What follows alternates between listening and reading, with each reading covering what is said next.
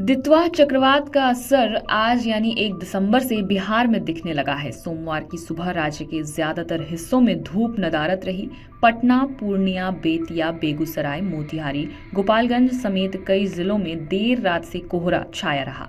पछुआ हवा चलने के कारण सुबह और रात में ठंड अचानक बढ़ गई है। मौसम विभाग ने लोगों से सावधान रहने की अपील की है। मौसम विभाग का कहना है कि चक्रवाती प्रणाली की वजह से अगले कुछ दिनों में राज्य के अधिकतर हिस्सों में ठंड और तेजी से बढ़ेगी।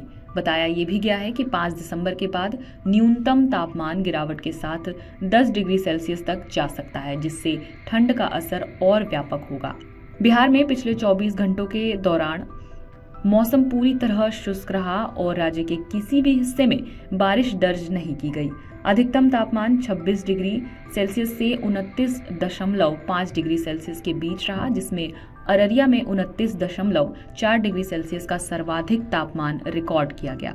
वहीं न्यूनतम तापमान की बात करें तो 12.6 डिग्री सेल्सियस से 20.5 डिग्री सेल्सियस के बीच रहा और किशनगंज में सबसे कम यानी 12.6 डिग्री सेल्सियस दर्ज किया गया।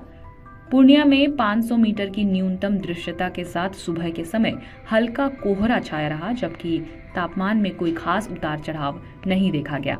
मौसम विभाग के अनुसार राज्य के ऊपर बहने वाली हवाओं की दिशा और दबाव में बदलाव फिलहाल 2 सक्रिय पश्चिमी विक्षोभों के कारण है। उत्तरी पंजाब और आसपास ऊपरी वायु चक्रवाती परिसंचरण बना हुआ है, जिसका असर उत्तरी हरियाणा तक पहुंच रहा है। इसके साथ ही 5.8 किलोमीटर ऊंचाई पर मौजूद द्रोणिका के रूप में सक्रिय पश्चिमी विक्षोभ 20 डिग्री उत्तरी अक्षांश के उत्तर में 61 डिग्री पूर्वी देशांतर की ओर बढ़ रहा है। इन दोनों प्रणालियों की वजह से पछुआ हवा लगातार बिहार में प्रवेश कर रही है, जिससे ठंड का प्रभाव धीरे धीरे बढ़ने लगा है।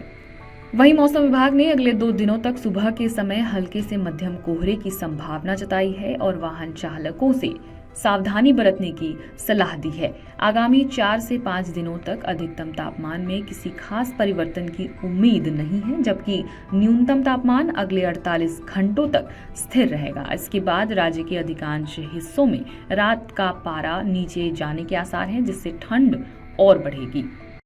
अगर आप ये वीडियो YouTube पर देख रहे हैं तो हमारे चैनल को सब्सक्राइब कर बेल आइकन दबाएं और Facebook पर देख रहे हैं तो हमारे पेज को लाइक करें।